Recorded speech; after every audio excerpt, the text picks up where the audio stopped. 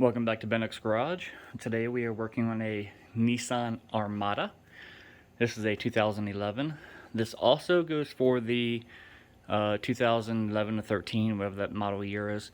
Nissan Titan has the same 5.6 liter V8. It has the same transmission, the same transfer case.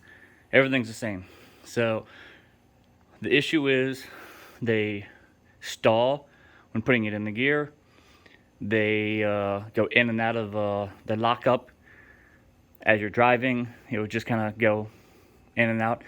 They're very notorious for this. The transmissions are not serviceable, so you have to replace the torque converter. And when you pull your codes up on your OBD2, it will come up saying and showing torque converter fault.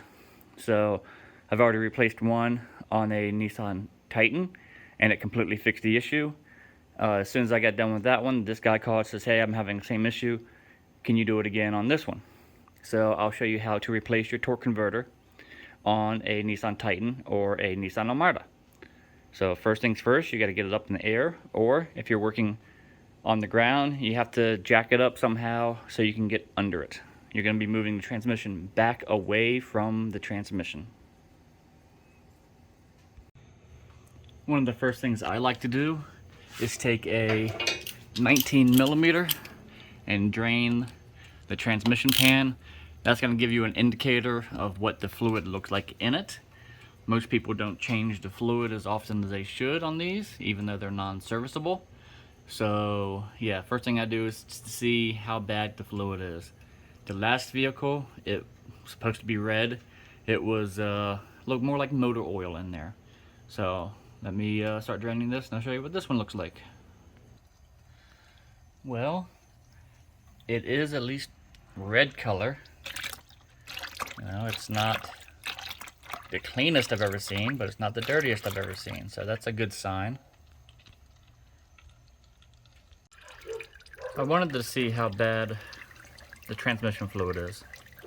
Kind of run a magnet around at the bottom. You can see right there. See all the crud minus the actual bolt there. Give me 1 second. Let me take that off. Okay, so all that crud right there that's on top, that's all metal filings and chunks of metal that was inside the transmission. Because there's no filter inside the transmission, this crap is circulating through your transmission at all times.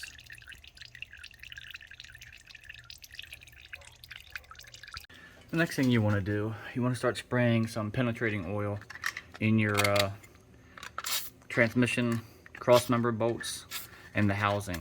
These rust up really bad, and they are a pain in the butt to take out.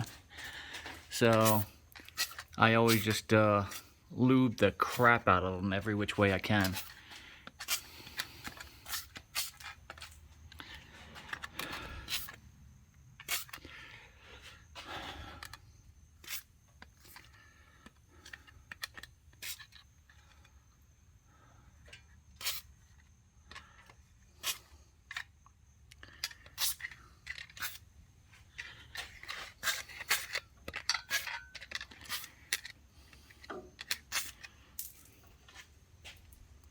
On the back side, to take off your drive shaft, you have two 17s, one to hold the nut and one to take it off.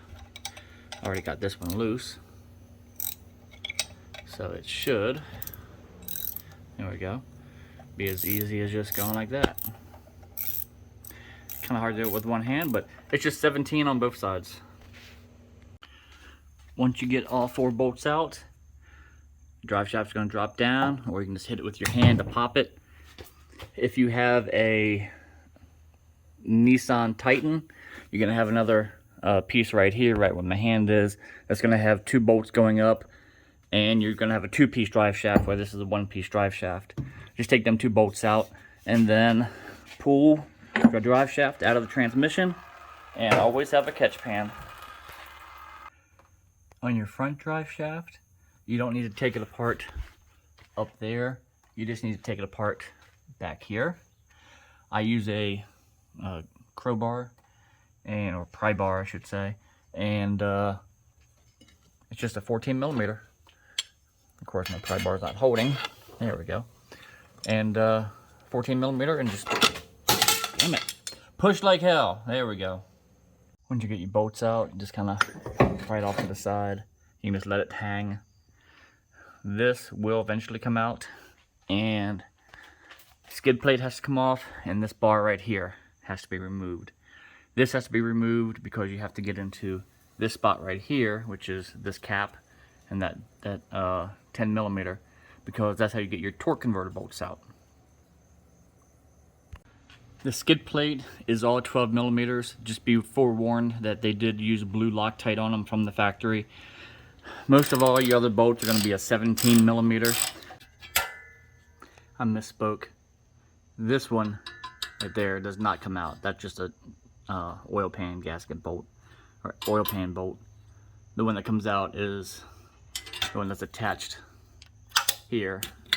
Still a 10 millimeter, but that's the one that comes off. So if you take that out, crack it, then the whole thing should come right off.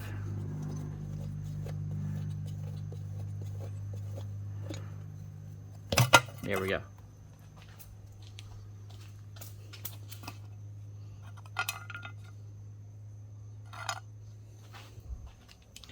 Now you can look up in there and see your torque converter bolts. All right. Now, anyways, you can see it back there. There's one already coming through. The good thing is you have these holes now that are at the bottom. You can see my finger coming through. Stick a screwdriver in there, and you can turn your flywheel to get the torque converter bolts out. Torque converter bolts are four of them, 14 millimeters, and they come right out, little stubbies. Once you disconnect your torque converter bolts, you're going to want to pull your dipstick tube out. Normally there's a 10 millimeter bolt that holds this on. There is no bolt on this one, so pull that out and lay it off to the side. The reason why we do this is we have to disconnect the tube from the transmission to slide it back, and if the dipstick is in it, it actually starts bending the dipstick. You don't want to do that. Alright, that is your crank sensor right there that's actually in the transmission. Most people just disconnect it and take it off. Me personally, I like to physically remove it.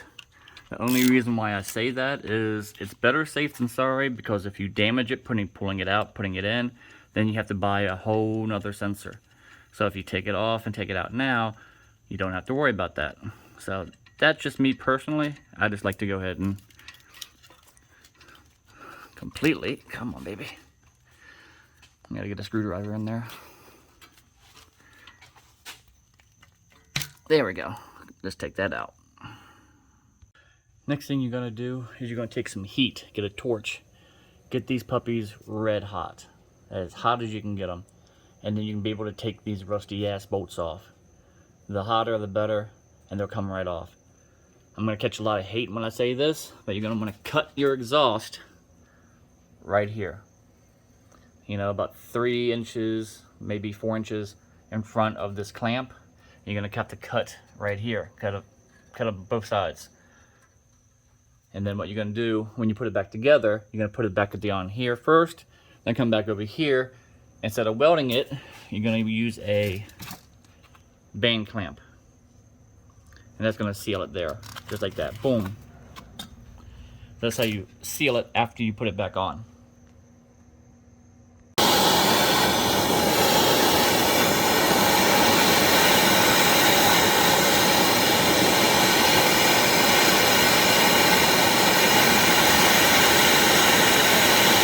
After you get your exhaust out of the way, you're gonna want to support the transmission. I'm sorry, you want to support the transfer case, because you're going to be unbolting the transmission and unbolting the cross member, transmission cross member. This whole thing drops out. Depending on what how rusty yours is, these normally take a lot of effort and some very big crowbars to get these things out. They are a pain in the ass. Just be forewarned. And again, 17 millimeters. As you can see, all the bolts are out. Nothing's holding it in. I have this pushing the transmission and transfer case completely up. No bolts over there. And again, it doesn't want to slide out. When this happens, you want to get one of these type of guys. You're going to pry on each side, little by little. One over here, and just go back and forth, back and forth. You don't want to pry in that, because this is just an S-shaped piece of metal in there that the bolts go through, and it bends extremely easy. So the back and forth method is the best way to go. Alright, so you probably can't see it too good. It's beginning to move. You can see the gap up here. Switch over to a bigger bar now, like this. Let me see if I can get some light over here. Switched over to a bigger bar, like so. Still trying to go back and forth. Once you get one side popped, there we go, and we're getting the move now. The other side usually comes down fairly easy.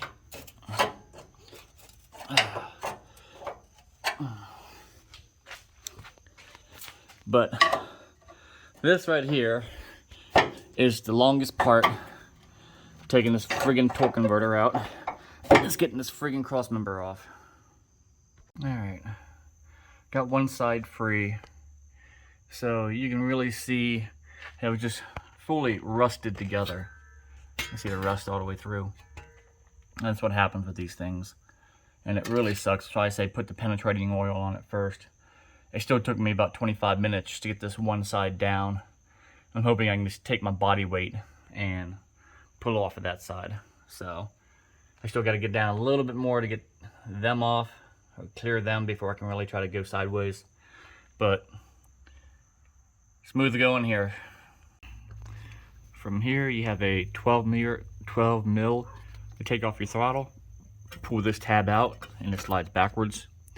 You have 2 17s to take off your to and from transmission cooler lines.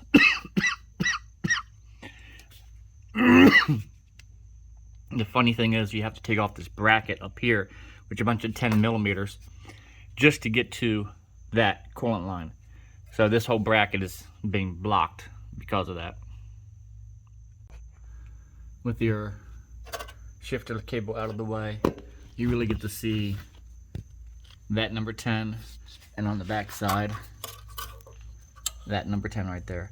If you take them 2 10s out, this bracket will come off, freeing up your your transmission cooler lines. With the bracket out of the way, you have access to your 2 10 millimeters. Boy, that piece right here wants to cut your hands open. Pretty nasty. So yeah, you have access to one 10 millimeter here, one 10 millimeter here, and the whole tube pulls up. This is why I told you to pull your dipstick out first. To get the 2 10s out now, they are full of red Loctite, so they are a bitch to get out. So next thing, you take your 19 millimeter, crack these.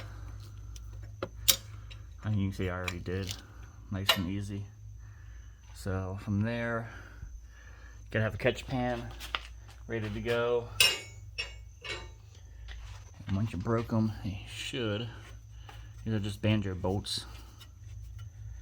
There we go. Come right out.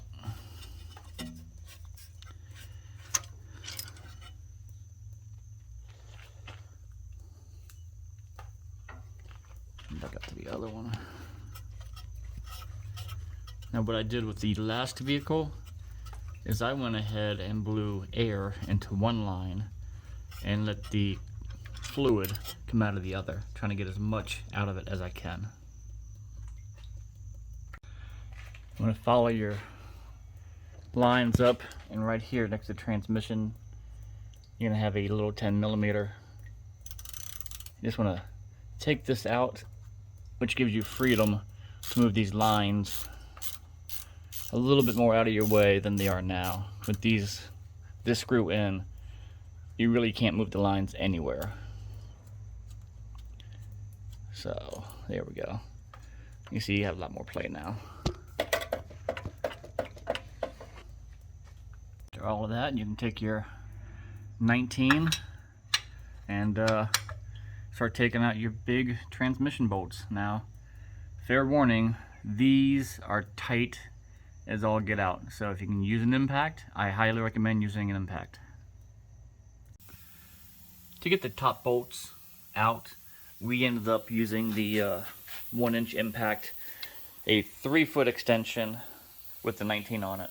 And that's the only way we can break these puppies loose, using this long of an extension. Once you get your last bolt out, it gives you the freedom to start dropping down a little bit. Now I'm using a tall tranny jack. I'm also using a floor stand to hold the transfer case up. So I'll drop a 1/2 inch, swing this a 1/2 inch, drop a 1/2 inch, swing this a 1/2 inch.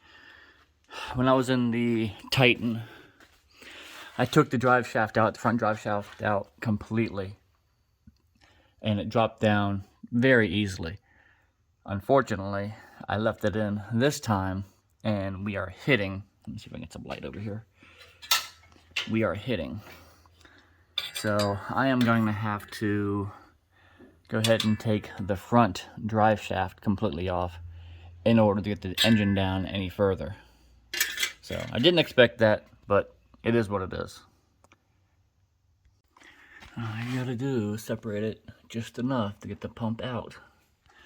And there it is, a torque converter. And from the looks of it, this might have been a junkyard torque converter. This might have been done once already.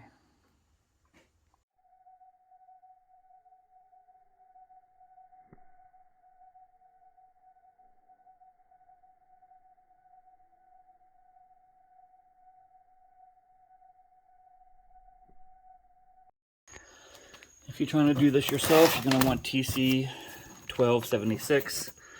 They are available at O'Reilly's for $219, $10 shipping. If you'd be nice to the customer service guy, he'll usually take off $10 to add on the $10 for the shipping. So basically you're getting it for $210 instead of $219. Plus the $10 shipping, which still puts you back up to $220. The downside to these, to Nissan, is it takes a Type S transmission fluid, and that stuff is extremely expensive, about $19 a quart, and it takes, if I'm not mistaken, 8 to 10 quarts for a full flush on one of these. So it's $200 in just fluids.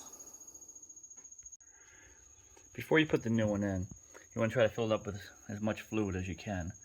That way it has something in there.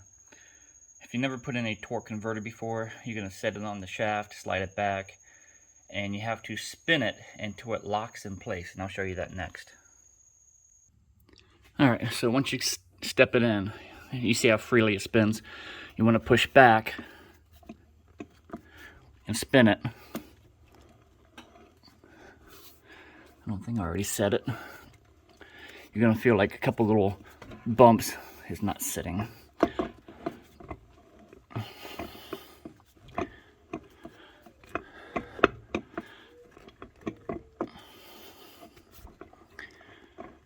Yeah, it's not doing it.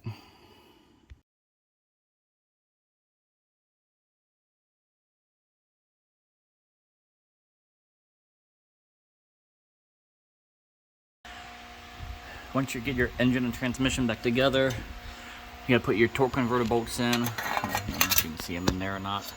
They can be a pain in the butt to get to.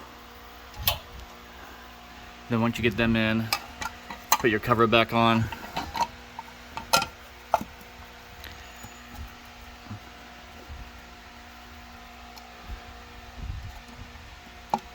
There we go.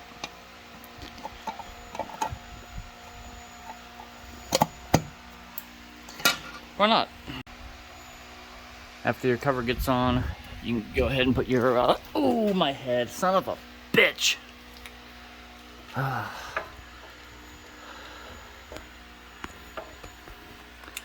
Put your crank position sensor back in.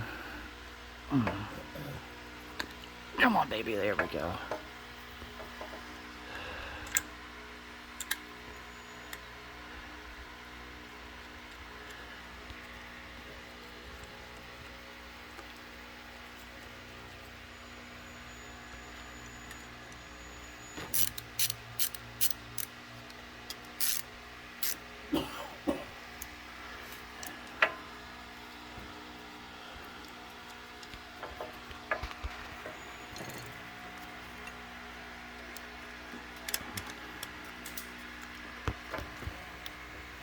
Okay.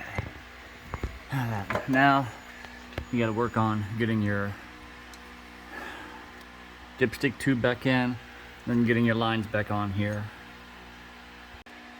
After you get your lines back on and your tube back in and screwed down, don't forget to screw down right here where the two come together on the side of your engine. Then from there you can put your bracket back in place, which goes right there. After that, you can work on getting your shifter cable back on. It's a 12mm. It can really only go on one way, so you can't really screw that one up. And then from here, you put on your front cross member, your rear cross member. Now you can see I use a whole lot of grease to put these back on because I need them to slide in very easily. And then you can work on getting your front drive shaft put back in. Now you got your front drive shaft on and all your cross members on. Yes, these have to be hammered back into place because even with grease on it, it just does not want to go. Rear tail shaft can go in next, and then from there we can start working on the exhaust. And you can see one of my exhausts popped, the other one's fine. So I'm going to take a plasma cutter, a little hole in that, and drill it out, and just poke a regular old bolt in there, in that. One thing I like to do before I continue much further is I like to top off the transfer case. I don't know how much came out of the transfer case during the swap because, you know, it did come out a little bit at the back, and you don't know how much is in there without draining it. So I just go ahead and top it off just to be on the safe side, makes the customer happy, and they don't have to ask me to do it. Just one thing I automatically do. When you're putting your exhaust back on, I find it easier just to kind of leave it a little bit loose.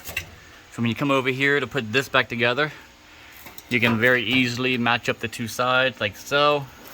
And then when you do it, you have your 2-inch band clamp. And yeah, just stretch it around it. Alright, we are now tight. You can see band clamp is on, no issues there. These things, they never work to start with, so that's why I never try to break that apart there. So now, everything else is plugged in, everything else is attached. All we gotta do is put transmission fluid in it from the top.